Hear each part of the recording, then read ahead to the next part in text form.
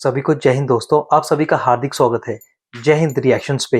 आशा करता हूँ कि आप सभी लोग बहुत अच्छे होंगे। तो आज की इंटरेस्टिंग वीडियो में आप देखेंगे भारत पाकिस्तान पत्रकारों के बीच में हुई एक मजेदार और दमदार डिबेट, जहां पे आप देखेंगे भारत की तरफ से होंगी कश्मीरी महिला पत्रकार जियाना मीर और पाकिस्तान की तरफ से होंगे फकर यूसुफजई, और इन दोनों के बीच में होंगी आरजू काजमी। तो ये वीडियो काफी इंटरेस्टिंग होगी। ये वीडियो का सेकंड पार्ट है।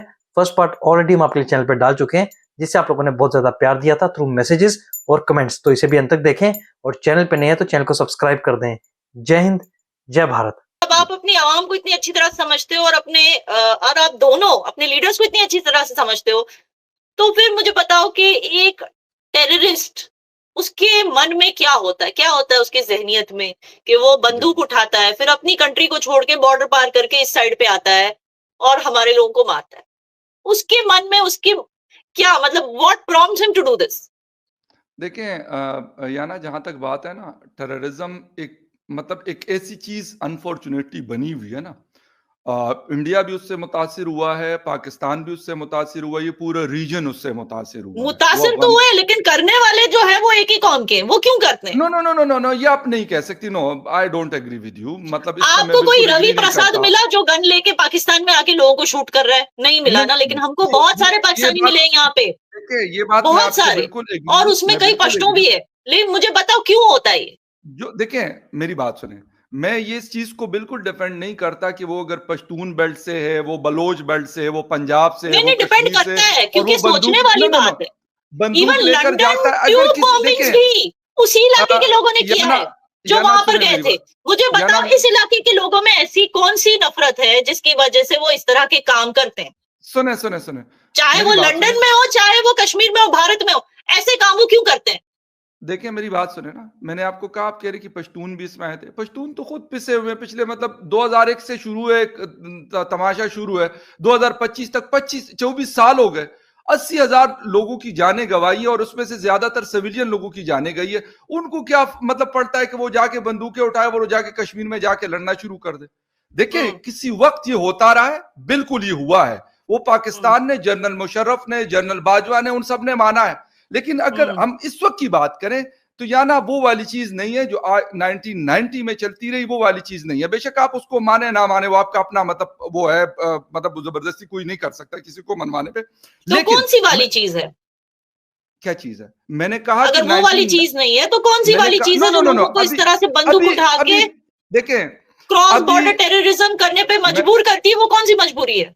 मुझे ये बताया ना कि क्रॉस जो लोग हुए हैं, अभी तक कितने इंसिडेंट हुए 2025 में क्रॉस बॉर्डर के?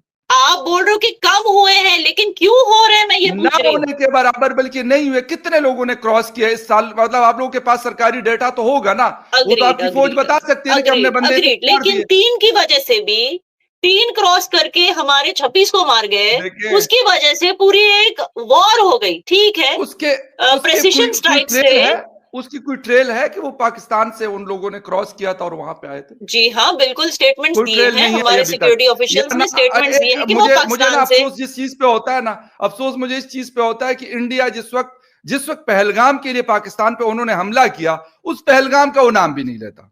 उस पहलगाम का उसके बाद इंडिया के किसी, ना प्राइम मिनिस्टर ने, ना डिफेंस मिनिस्टर ने, ना फॉरेन मिनिस्टर ने, किसी ने भी उस इंसिडेंट का नाम नहीं लेना लेते हैं। वो सिर्फ क्या करें जी, हमने ऑपरेशन सिंदूर किया और हमने पाकिस्तान की ईंट से ईंट बजा दी। पाकिस्तान अब भी है और पाकिस्तान तब भी होगा। तो मसला अगर ईंट से ईंट बजाने से होता, आपका पॉइंट, आप कह रहे हैं कि वो जो 3 टेररिस्ट थे जिन्होंने पहलगाम अटैक किया, वो पाकिस्तानी नहीं थे, आप ये कह रहे हो?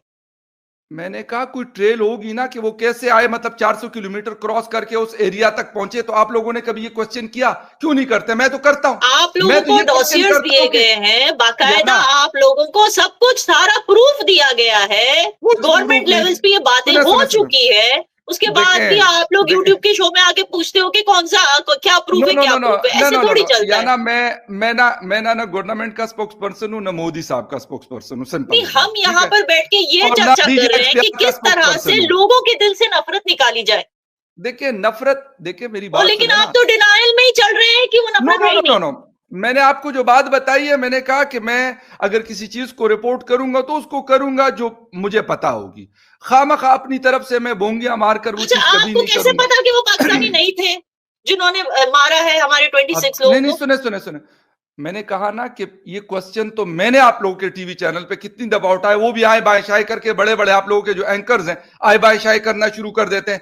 मैंने कहा कि भाई आप उन लोगों को निकाले ना। मैं तो पाकिस्तानियों से कहता हूं कि अगर आप कहते हैं कि इंडियन स्पॉन्सर्ड है तो आप मुझे वो ट्रेल बता दे कि यार मैं यकीन करूं कि हाँ इंडिया कहां से इसको स्पॉन्सर करता है कि वो बलूचिस्तान और खैबर पख्तूनख्वा में गड़बड़ियां करते हैं। वो यही दिखाने की क्वेश्चन जरूरत ही लोगों से नहीं क्यों है। नहीं जब करते? प्रोटेस्ट हो रहे हैं, अपने हुकूमत से ब्लैक डे देखिए वैक डे याना, जैसी दिन मनाए जाते हैं, that is very clear, that में इज से अ क्या क्लियर पड़ता है? वो इंडिया इंडिकेशन में फ्रॉम थोड़ी द मनाया जा रहा गवर्नमेंट है। टू द अवाम कि हम इसको एक कॉज मानते हैं। ये एक ब्लैक डे है, ये एक नफरती दिन है, ये एक नफरत करने का दिन है भारतीयों के साथ, देखिए क्योंकि याना, कश्मीरियों पे जुल्म हो रहे। तो सीधे सुने, सीधे ये गवर्नमेंट एनकरेजमेंट है कि आवाम में ऐसे कोई लोग हैं जिनको कश्मीर का कॉज उठाना है तो आप उठा सकते हैं, क्योंकि हम अपनी तरफ से इसको वैलिडेशन दे रहे हैं, हम अपनी तरफ से सुने, इस पूरे कॉज को क्रेडिबिलिटी दे रहे हैं, क्योंकि हम खुद ये मेरी मुद्दा बात उठा रहे हैं, सुनिए। हम खुद इसमें प्रोटेस्ट कर रहे हैं। नहीं तो नहीं, क्या एक इतना मिनट काफी नहीं है?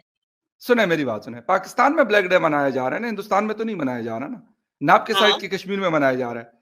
ठीक है, नहीं पाकिस्तान तो 5 अगस्त को तो 2019 में टेररिस्ट भी मनाया, वहीं से आ मनता रहे हुआ हैं ना। चलता कश्मीर से कौन से टेररिस्ट आपके यहाँ आके किसी को मार रहे हैं? नो, देखिए टेररिस्ट और अगर यूनाइटेड नेशन के ऊपर हमने फलस्तीन के लिए भी आवाज उठाई तो इसका क्या मतलब है कि वहां पे हमने फौजें भेज दी थी या वहां पे हमने जो है वो लोग भेज दिए थे कि जाके मतलब इसराइल के खिलाफ लड़ना शुरू कर दो? हमने तो नहीं किया, वो तो ईरान ने किया था।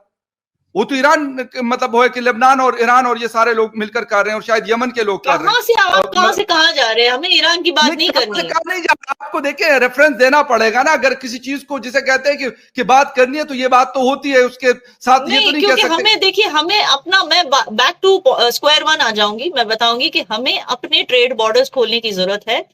मेरे लिए अहम ये है कि मेरे कश्मीर के लोग, उनकी खुशहाली, उनकी आबरू, उनकी हिफाजत, ये सारी चीजें मेरे लिए इंपॉर्टेंट है। और मुझे पता बहुत अच्छी है बात कि है। कश्मीरी कितनी प्रॉब्लम से झुलस रहा है इस वक्त, जितने 2019 में भी नहीं हुए थे एब्रोगेशन के बाद। क्योंकि उस टाइम क्या था, सिर्फ एक पॉलिटिकल एक वो था कि मतलब पता नहीं था कि आगे क्या होने वाला है, एक अनश्योरिटी सी थी बस।